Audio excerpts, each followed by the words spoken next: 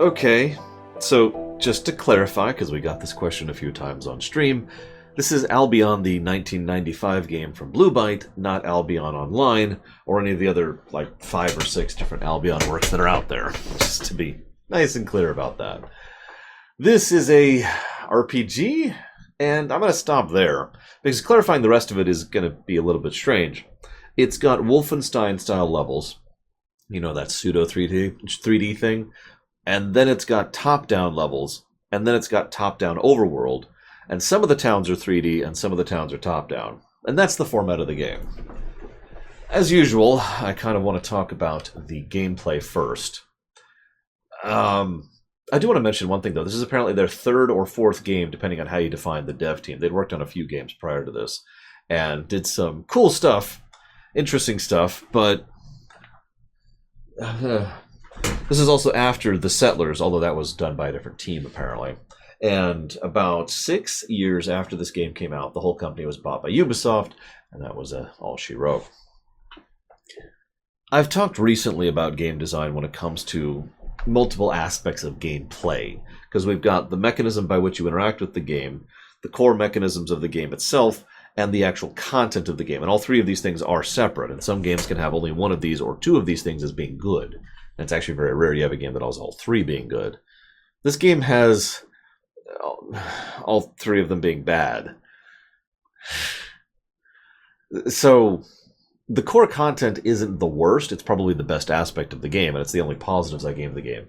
Was for the dungeon design, primarily, because there's actually some cool concepts.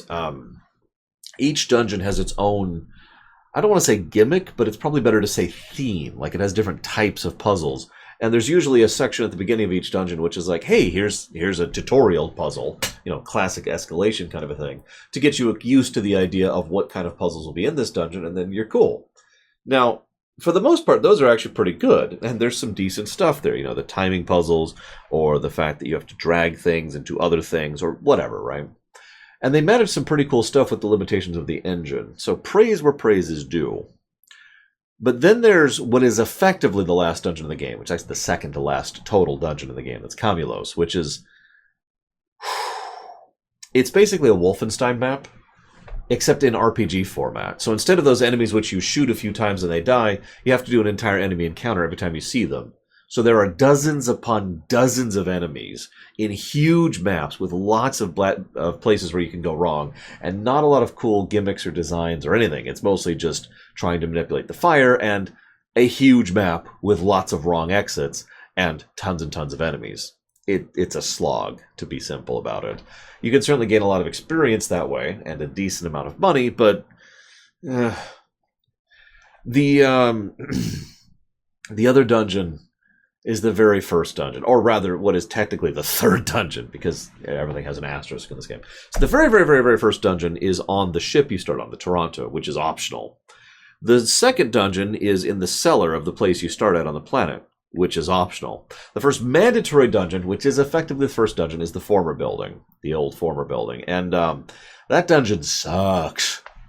It's atmospheric, but it has enemy types that are specifically designed to not give you what you need to progress, and there's lots of them, and it's weird and confusing to navigate because the terrain is designed in a way to catch you and not really be very intuitive compared to other dungeons.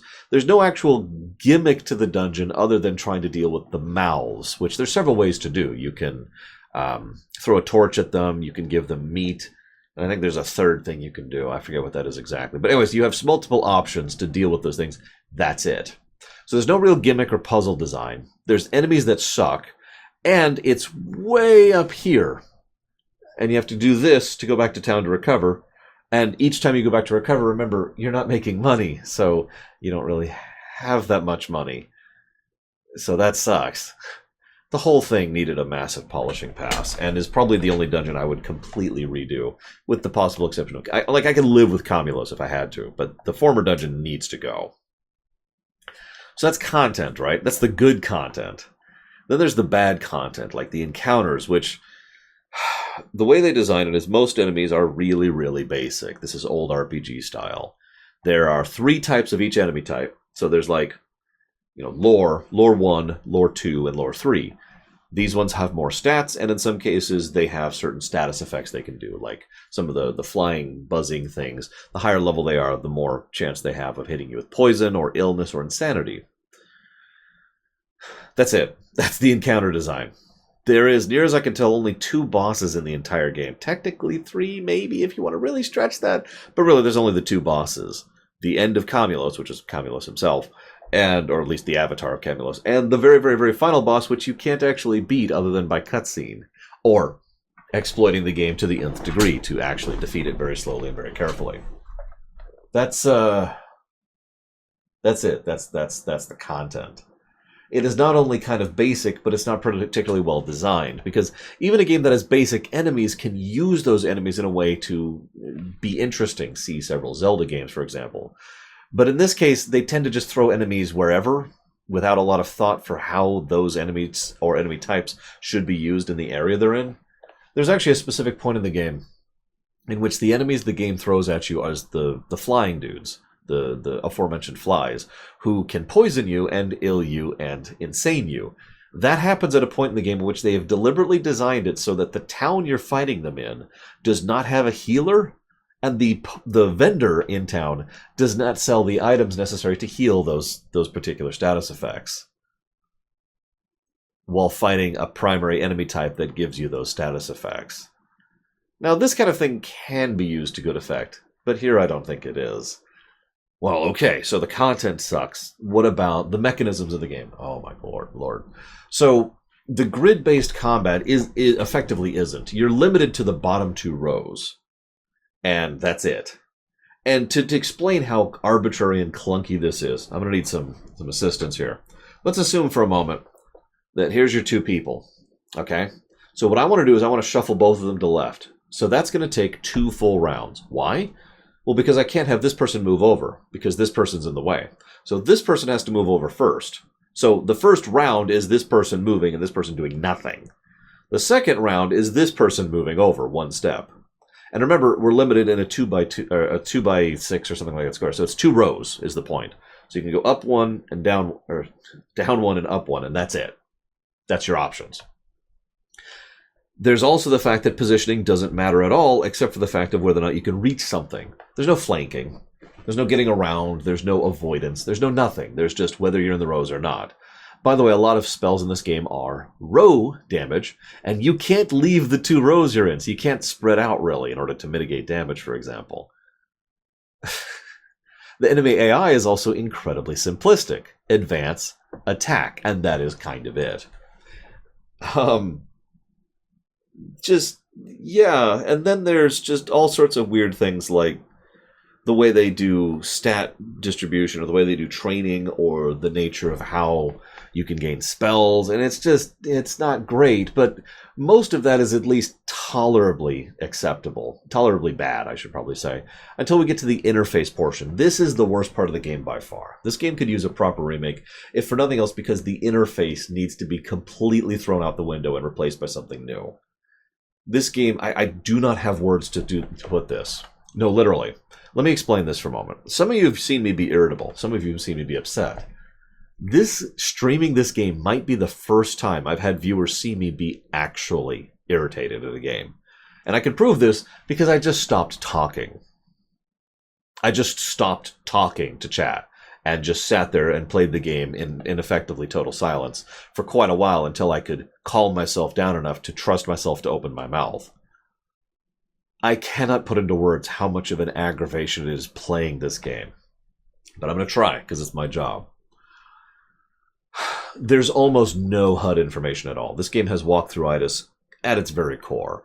So many items, you can just kind of guess what they do, or how they work. There's no indication of what spells do. There's no indication of how the armor values work. There's no indication of how it calculates certain stats. It's just more of a stat is probably better. It might not be.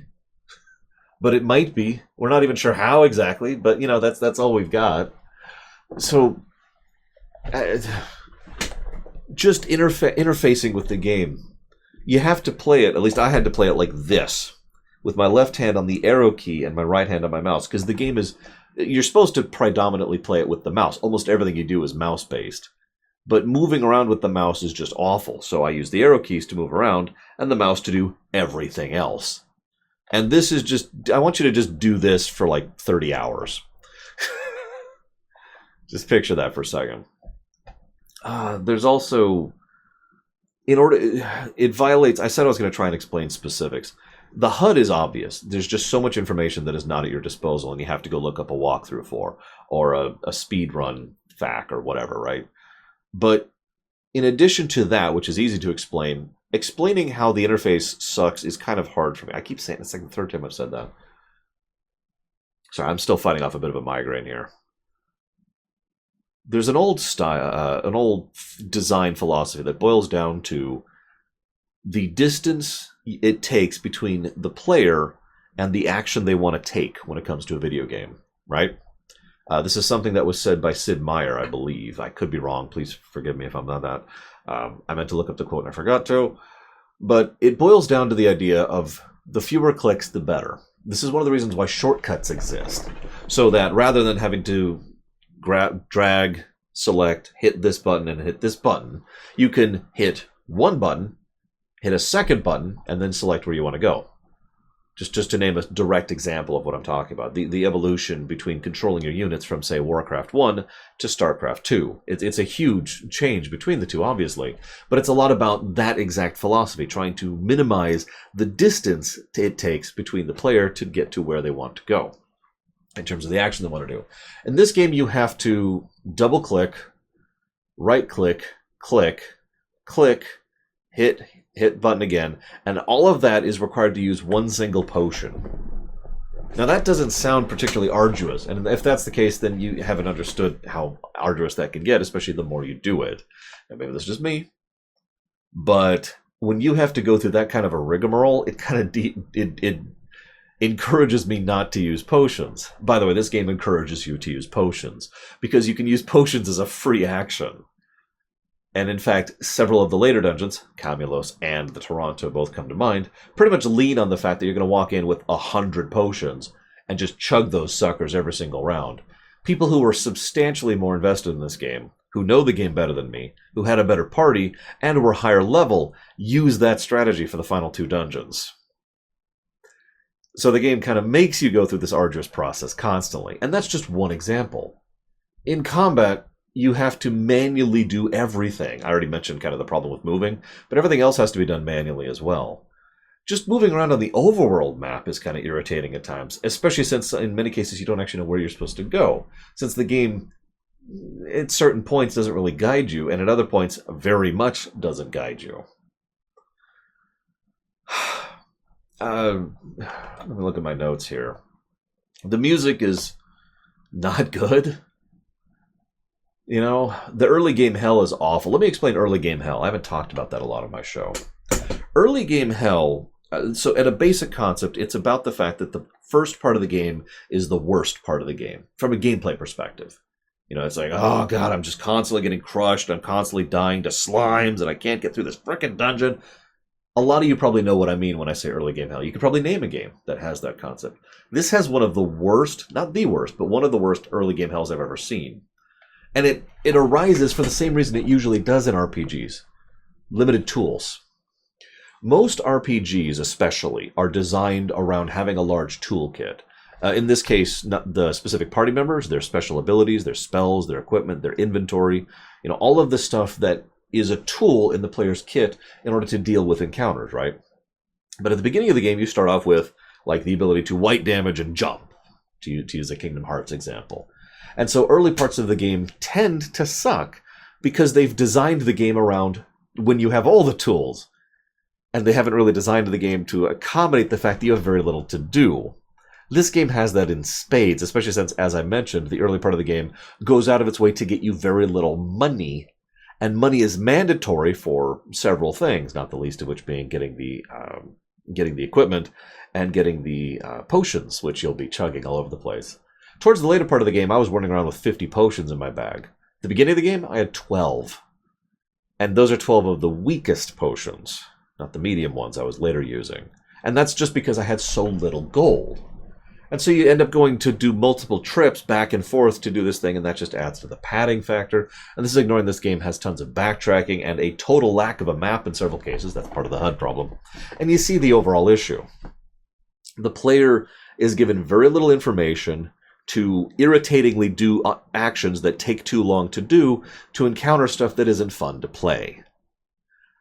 Now that I've shredded this game substantially, allow me to add a little proviso. I found out, pretty far in actually, that there are built-in cheats. Now they're kind of hidden. You have to do a secret code on a special screen, then you have to hit certain inputs in order to make them happen. But once you do, the game suddenly became fun. This is not the first time I've ever covered a game where it is cheat to enjoy it, because I think the narrative of this game is actually pretty good. And I wanted to jump in here and mention that, in addition to the narrative being worth a damn, unlike some games, Anthem, that I've covered, which are just bad, either bad because they didn't know what they were doing, or bad because they were trying something and had no idea what they were doing, or bad because they had a rushed delivery date or whatever, this game feels like they were actually trying to make a good game. They may have failed, but there was at least effort put in, and you can kind of tell.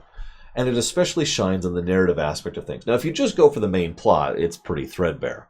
But so many of the NPCs have so much to say about the world building is one of the biggest things. And the theme, which is the other big thing. Not a lot of character. Very, very little character. One of the things I mentioned on stream that would help to flesh this out is every time you rest, you hit the rest screen, if there was a little bit of dialogue and back and forth between your character members, or party members, allowing them to flesh each other out, both for each other and for us, the viewer. So it's not big on character, and there's not a lot of character development as a consequence, but there is a lot of world building. The plot is interesting, and the themes are well developed, even if I'm not particularly into them. Let's talk about the plot first. Let me just run this by you. This is when we're running spoiler territory, but this is the premise, okay? You're on a spaceship, a mining vessel specifically. It's going to a completely barren, uninhabited world that has been detected recently by probes on behalf of the DDT company. So you're here to go and operate this mining vessel and mine the hell out of that planet and get very rich, and everything's awesome. And you, on approach, you go down and you scan, and that's not an abandoned desert world. Look at that. I'm like, what do you mean? Well, look, and you see there's just vegetation everywhere. Just tons and tons of foliage and tons of life, and a dense jungle and sentient sapient aliens. That's the premise. And that is, it does what a good hook should do. It prompts questions. Why did the probe return the false information about this place? Why is it that there's aliens here that we've never encountered before? Later on, we find out that there's humans here, too, which is why they don't wig out about us. They have encountered humans. How the heck could this alien world we just discovered have humans on it? And so forth and so on. There's lots of questions that are prompted by the plot that allow you to have hooks to keep going, because you're wanting to know, well, why? It's good. It's actually good, and it is well constructed. There's a point that's about the halfway point of the story overall, when you get back to the Toronto, which is your initial goal. And once you get back there, you find out what you think is the main plot. And it's so beautifully mundane. I love it. I'm going to go ahead and spoil it for you because I'm talking about the plot. So this is officially spoilers territory. The off chance you want to play this game for yourself. Okay? 3, 2, 1. Turns out the company that sent this mining ship knew that this was a living world, but they didn't care. They were desperate for the kind of money they needed to make back on the ridiculous amount of minerals that exist on this world. So they're just going to kind of conveniently ignore the fact that there's living people and they're going to wipe out an entire planet of sentient sapient life and all the plants and animals that live on it. That's okay. We'll just wipe out the planet. It's cool because we're going to make a buck on it. It's so mundane. It's so ordinary. There's this brilliant scene where you're talking with the AI, which is not an evil AI by contrast. It's just an AI that is doing what it's told to do because the company is the actual evil here, sort of. And the AI is like, yeah, no. I mean, once the word gets out of exactly what happened here, there's going to be inquiries and there's going to be all sorts of stuff. And by that point in time, all the minerals will already be harvested. All the money will already be made. The captain who allowed this to happen will have to be fired for violating the ethics and morality, and he will be the richest retired captain in the planet because they're paying him off, obviously, to do that, to go along with this. It's brilliant. I love it, and it is so mundane. That's what is effectively some random bureaucrat is a planet-ending threat. I love that. I love the fact that this is just some mining company that's trying to make a buck, right? I keep adding asterisks to this because there's more to that, but we'll get to that when we talk about themes. We should talk about world building first because, good lord, there's a lot of it. There's the Iskai, which is a whole species of people who are... If I described them in simplicity, if I summarized, they would sound like the races from Avatar. James Cameron's Avatar, not Avatar The Last Airbender. There is a decent amount of surface similarities between the two. It wouldn't surprise me if Avatars, whatever they are, the blue-skinned aliens, were actually inspired by the Iskai. One of the most interesting things about them to me, so they live very short lives, like a 30 to 40-year lifespan. So they're always in a hurry and they're always doing stuff because that's the nature of them. They also live in harmony with the world around them, by which I mean they use magic to sculpt and craft plants and plants and animals into buildings and resources so that they can live, in homes and have shelter from the environment and so forth and so on. And so their whole city is actually just a whole bunch of plants and animals, and it's effectively part of the jungle as a consequence of that. It's just a part of the jungle that's been specifically formed, hence the term former, in order to make it so that they can actually live there and have things like toiletries and food and comfort and shelter and all that fun stuff. We also find out that because of their furred heat nature, that is to say, I'm saying that wrong, it's hot in a jungle and they have lots of fur. So they have no nudity taboo, so they just kind of wander around with whatever, usually armor, but nothing else. Now, I'm not saying that to be sexy because quite the contrary, the biggest way the nudity taboo comes in is the toilets. Now, this is such a mundane thing, but I point to this because most world building doesn't go down to the level of explaining how a particular species goes to the bathroom. In this case, there is a plant which has been specifically crafted to feed off of and distribute the fertilizer from going to the bathroom. And the plant itself takes it in a very efficient way so that the smell is practically non-existent and all the microbes and diseases and all that are taken away from the living areas in the water. So they effectively have a sewer system with indoor plumbing. It's just a plant. And of course, they go to the bathroom in front of everyone because no nudity taboo, as we already talked about. So it's not like you go into a room and you close the door. It's just right there out in the open in the middle of the living room. Because again, it doesn't smell either, and nobody cares if you're doing it. And there's just this whole thing that they use to establish the Iskai. And it's tons of culture and tons of backstory and world building, and I love it. The other thing, of course, is they have these, I forget what they call them. They have names for everything. They have these gems, effectively. And they can connect with other people mentally through those gems and share thoughts. The thing is, there's also a talent they can do where they can transplant their soul into someone else through that process. Now, it's implied that doing that that's not just something they do. It's not just like, hey, I feel like living another 20 years. Instead, there's a whole legal and cultural taboo around it. You're not supposed to do it if you're not allotted it. Like you get so many...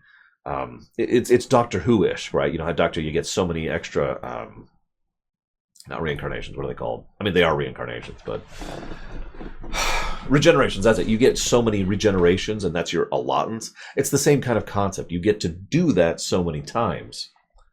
But the other thing is you can only do that with someone who's compatible, and the most compatible type of thing would be someone of your own bloodline. And so most of the people who do this with their own children. They birth their child and then they beam into the child. And even that is, ignoring the obvious ways that that's horrific, that fully sentient sapient person now has to live as a child for X years until they can get to the point where they can actually be back to operating as an adult. And there's a thing, doing this more times than you're allotted, or doing this against the rules is a horrific crime, which is punishable by death. But it's also worth noting there's some politics involved in this, because the people who decide how many times you get to do it, or if you get to do it at all, is the council, the local political entity. And they can decide whatever they want to based on their own expediency, and it's hinted that they've done this before. You get my point. I'm sorry for going in depth into this, or rather middle depth, but I wanted to really get across like a snapshot of how much world building was put into just one of the races here. There's also the Celts, which I'm not going to go fully in depth into, but they're done as well. And there's also the Comulos, the Kenget Comulos. I'm probably pronouncing all of this wrong. Please forgive me. There's no voice acting, so I'm just kind of making up what I can based on the text on the screen. Now, the Celts, in brief, they've got this whole religious thing going on, kind of, but not really. They actually consider it, the very concept of religion, to be too organized, for something I'll go into in a minute. But then you have the Comulos, who split from them. They split years and years ago to go worship their own deity, the fire deity, and they became a cult of fire-worshipping assassins. Now, they're the Sith, put simply. They have this whole regimental thing where it's very honor-based, but not in any... that's probably the wrong word. It's very point-based, is what we should probably call that. If you're at this section of the hierarchy, then you have the highest points, and your opinion matters most. If you're down here, then you don't have as many points. If you're down here, you have negative points. If you're and then you're just a slave at that point. They're very slave-based.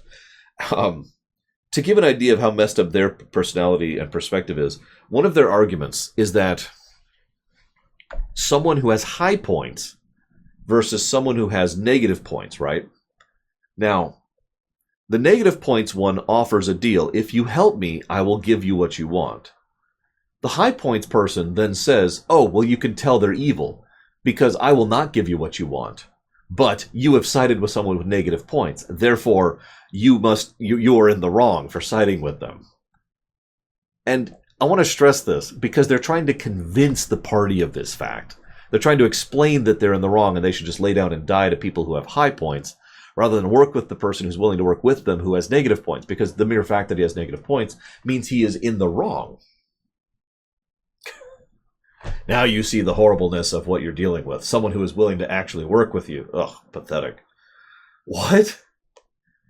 And you see what I mean about the world building. There's so much of it.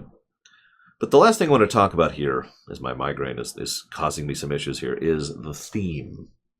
There's a few themes, but there's really one big theme, and it's organization versus primitivism. Some people might think it's natural versus technology. That's not quite correct, in my opinion.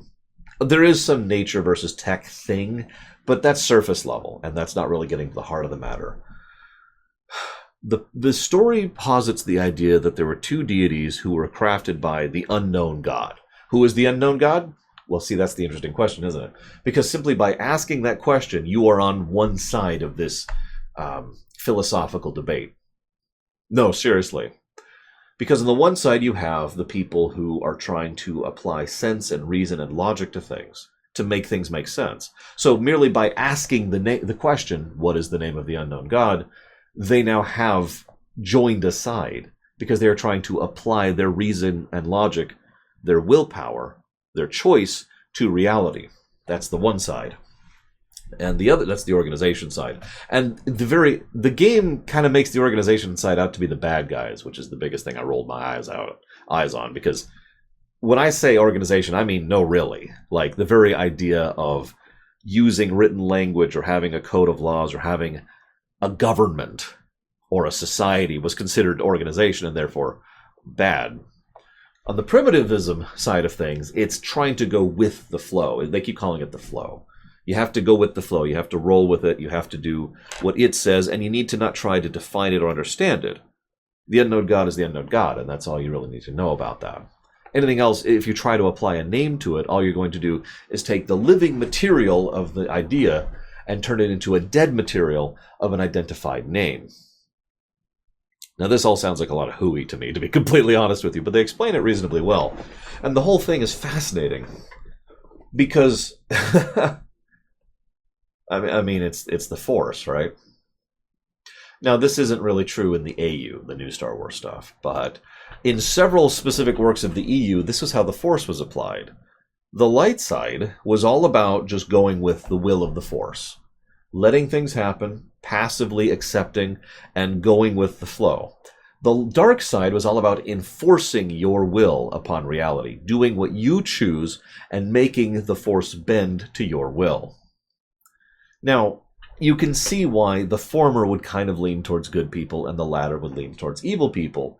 But the reason I always liked that interpretation of the Force is because neither was actually good or evil. It was just completely contrarily different, philosophies, mutually exclusive philosophies. And it's presented in the same way here.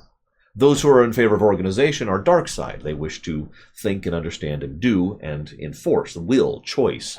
Those who are not are light side. They're just willing to go along with it and not bother to try and understand or comprehend, because why bother? They also tend to lean more towards the idea of effectively just being animals rather than being people. But that's probably taking it to an extreme, and it's worth noting that they don't usually touch on either extremes. This is why I added those asterisks to the plot earlier. Because even though the plot is so mundane, it's just about a company who's trying to make some profit off of the destruction of an entire planet, it is implied at several points that this is actually a thematic battle, that the organization deity, don't ask me to pronounce it, I'm not going to do that. The organization deity has specifically encouraged this company to launch this mining ship at this planet as an attack on the primitivism deity. And thus, this is actually a spiritual battle that happens to be playing out in a mundane format.